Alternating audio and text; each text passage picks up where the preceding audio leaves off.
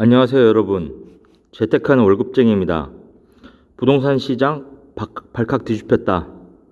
아파트 떨이로 팔아도 안 팔린다. 모든 투자의 책임은 본인에게 주어지며 본 내용은 투자의 참고자료로만 활용하시기 바랍니다. 최근에 변동성이 아주 큰 그런 경제 상황이 펼쳐지고 있습니다. 금리라든지 또 유동성, 그다음에 소비자 물가지수, 기타 우리의 자산에 영향을 미치는 그런 인자들이 급격하게 변하고 있기 때문에 매일매일 모니터링이 아주 중요합니다. 여러분들의 자산을 지킬 수 있는 올바른 투자를 할 수 있도록 여러분들에게 내용을 공유시키도록 하겠습니다. 재테크하는 월급쟁이의 경제적 자유, 가입 버튼을 눌러서 회원이 되시면 이렇게 회원이 되시면 3개월에 한 번씩 플래티넘 회원과 다이아몬드 회원은 내가 아파트 투자하고자 하는 지역, 그 지역과 시기에 대해서 제가 레포팅을 공유를 해드립니다. 정말 이런 투자 보고서 하나로요 1억으로 10억을 진짜 벌 수 있습니다. 여러분들도 좋은 기회를 잡으시기 바랍니다. 그리고 회원이 되시면 이 부동산 투자 체크리스트 이 15가지 항목에 대해서 유동성이라든지 매매 증감, 주간 전세가격 동향, 심리지수, 선도아파트 가격지수, 매수 우위지수, 그 외에도 주택구입 부담지수, 그리고 PIR 여러가지 지수에 대해서 이렇게 리뷰를 해드리고 동향을 말씀드리고 투자할 수 있는 시점을 말씀드립니다. 최근 뉴스가 성동 전셋값 급등, 용산도 경고동 이렇게 해서 성동구 아파트 전세 가격이 많이 올랐다. 주간 단위로 보면 0.53% 굉장히 많이 오른 거죠. 그죠? 1년에 48주라고 치면은 0.53%가 예를 들어 쭉 올랐다 그러면은 24%가 오른 겁니다. 서울 평균이 0.19 대비해서 굉장히 많이 올랐다. 그런 것들에 대해서 좀 나와 있고요. 그래서 이유는 신축 아파트 입주 물량이 제로다. 좀 팩트를 좀 보면 이렇게 매물이 서울의 주요 단지 이게 이제 서울 전체를 써머리 한 건데요. 매물이 8만 건까지 갔다가 11월 3일 날 8만 건까지 갔다가 지금 끝에 다소 좀 주춤해졌습니다. 지금 77,800건, 약 78,000건까지 이렇게 지금 매물이 급속하게 올라갔죠. 근데 전세는 이렇게 떨어졌다가 최근에 살짝 다시 증가는 하고 있지만 전세가 이렇게 급격하게 거의 모든 지역들이 다 그래요. 인천도 그렇고 경기도도 그렇고 매물은 이렇게 늘어나고 있고, 그래서 매물이 늘어나고 전세값은 매물이 올라가면 물량이 증가하면 매물 가격은 분명히 못 버티고 떨어질 겁니다. 그리고 전세 가격은 지금 전세 매물이 없으니까 올라갈 테니까 그 포인트를 언제를 잡느냐, 여러 가지 데이터들을 확인하시고 그 시기를 잘 잡으셔야지 큰 수익을 낼 수 있습니다. 서울 거래 가뭄 아파트 매물 8만 건 육박, 방금 전에 말씀드렸죠. 지금 8만 건까지 갔다가 살짝 떨어져서 지금 7만 8천 건 정도. 하지만 지금 유사일에 정말 큰 매물 폭탄입니다. 거래량을 보면 서울의 주요 지역만 봤는데요. 거래량이 요 파란 거, 요 안에 파란 게 지금 거래량입니다. 거래량이 지금 다 줄어들고 있는 트렌드죠. 그리고 요 빨간색은 전세요.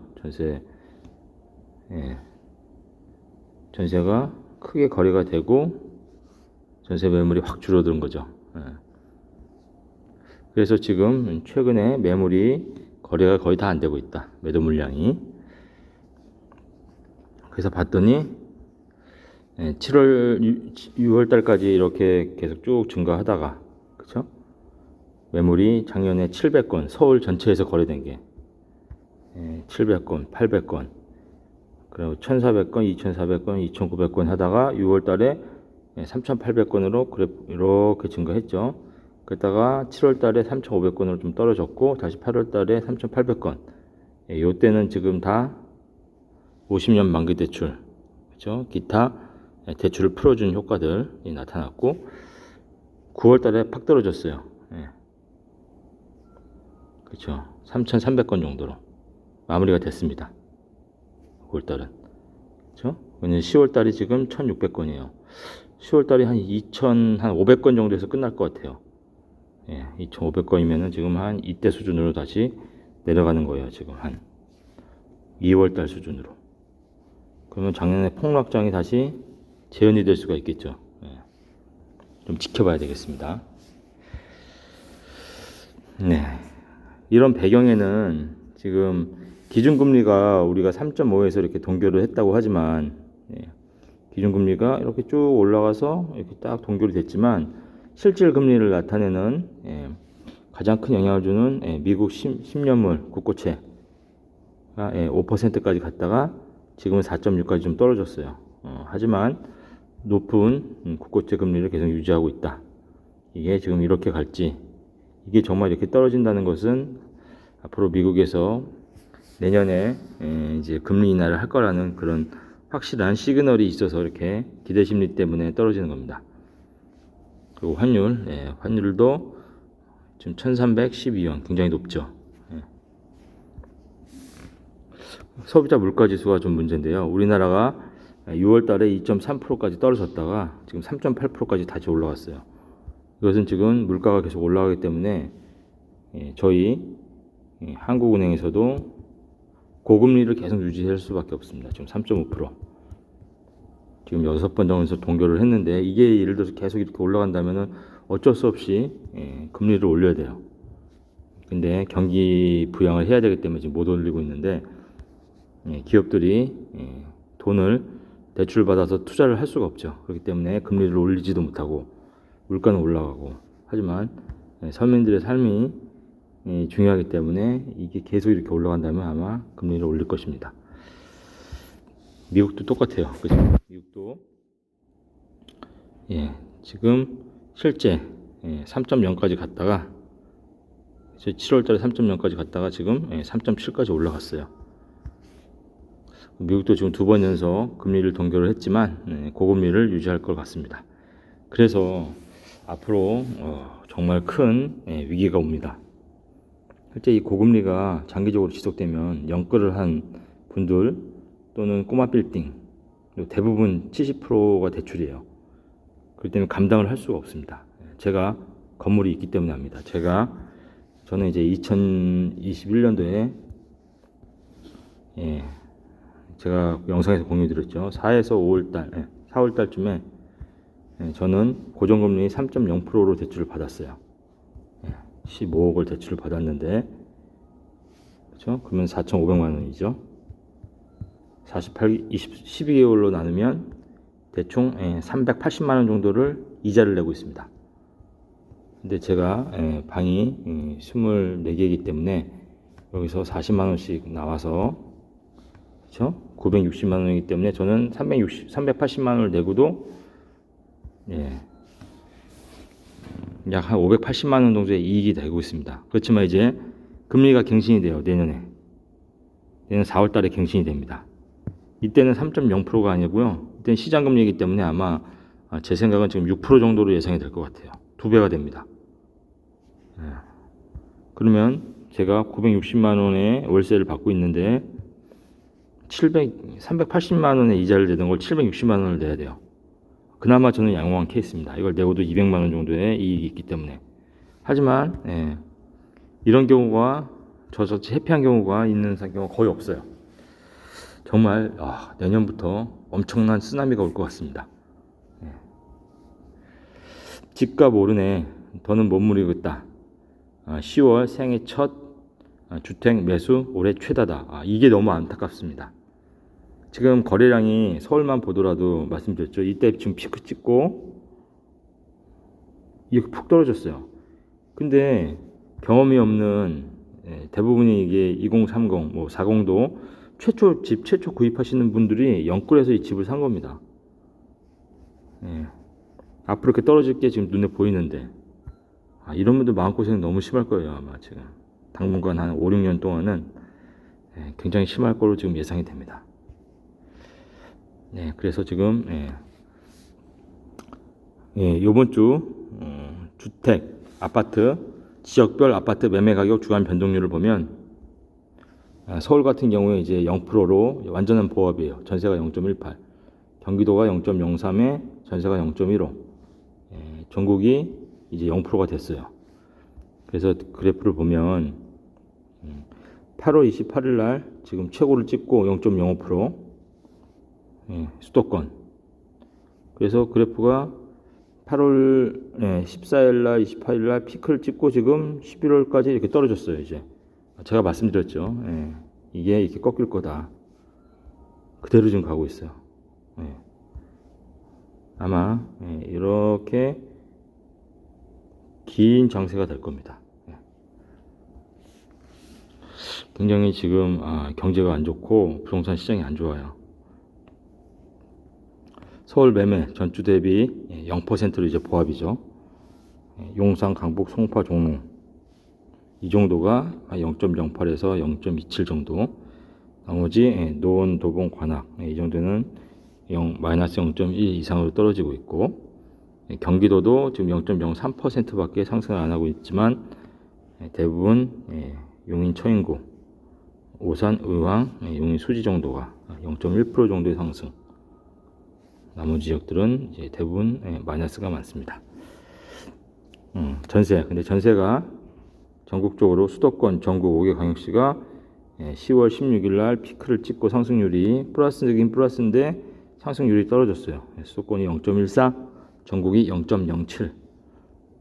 그래서 전세가 지금 이때는 전세 물량이 확 떨어졌죠. 이때 거래가 되면서 전세가가 확 오른 거예요. 지금 다시 전세 매물이 조금 늘면서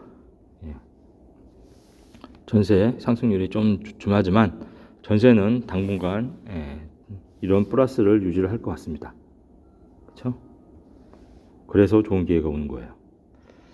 서울 전세 가격 변동률이 0.18에 가장 높은 지역들이 보면 강동, 용산, 강서, 동작이 0.4% 정도예요.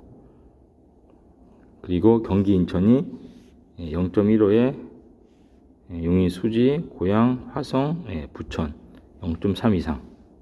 그래서 전세가는 당분간 좀 강세를 유지하다. 이렇게 말씀하시는 분들이 있죠. 높은 전세가가 이제 매매가를 밀어올릴 거다. 매물이 소진되면서 매도 물량이 소진되면서 이제 물건의 평균선 아래로 떨어지는 그 시점을 잘 포착을 해야 돼요. 초반에 매물이 거래가 되면 그때 사는 게 아니고 계속 매물이 거래되면서 매물이 좀 줄어들죠. 그래서 평균선 매물 남아있는 양이 평균선보다 조금 남아있을 때 그때가 물량 그 가격이 최저점이 됩니다. 그때를 잘 포착해야 됩니다.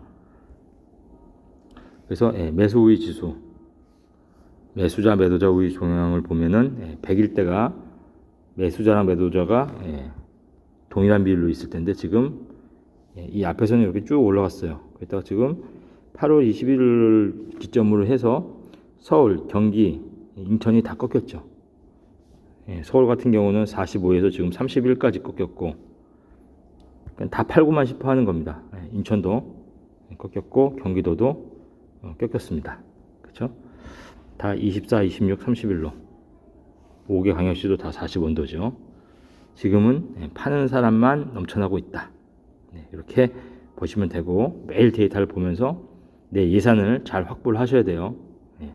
그리고 내 대출 능력도 잘 계산을 하고 있다가 찬스가 오면 매수를 하셔야 됩니다. 이런 기회를 잡을 수 있는 기회는 제 회원방에 다이아몬드 플래티넘 회원이 되셔서 저한테 투자 분석 보고서를 요청을 하시면 됩니다. 맺은 말입니다. 후회하는 것이야말로 가장 큰 시간 낭비이다. 지나간 일에 대해 후회하는 것이야말로 세상에서 가장 큰 시간 낭비이다. 뉴욕에 저명한 한 신경정신과 의사는 퇴임 연설에서 이렇게 말했다. 나는 그동안 환자들을 만나면서 나의 생활 방식을 바꾸는데 가장 큰 도움을 준 스승을 발견했습니다. 바로 많은 환자들이 입에 다는 만약이란 두 글자입니다. 나와 만난 환자들은 대부분 시간을 지난 일을 회고하고 그때 반드시 해야 했는데 하지 못했던 일을 후회하면서 보냅니다.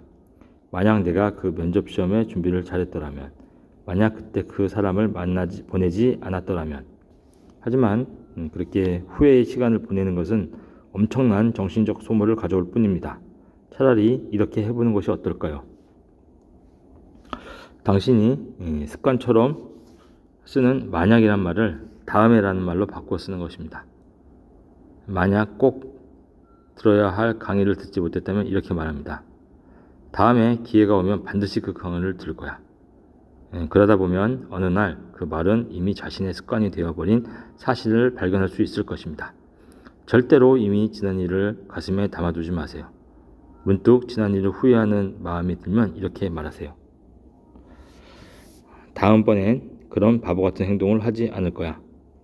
이렇게 한다면 과거의 후회로부터 벗어날 수 있으며 동시에 당신의 소중한 시간과 정열을 현실과 미래에 쓸 수 있을 것입니다. 오늘 방송도 도움이 되셨다면 구독과 좋아요 부탁드립니다. 감사합니다.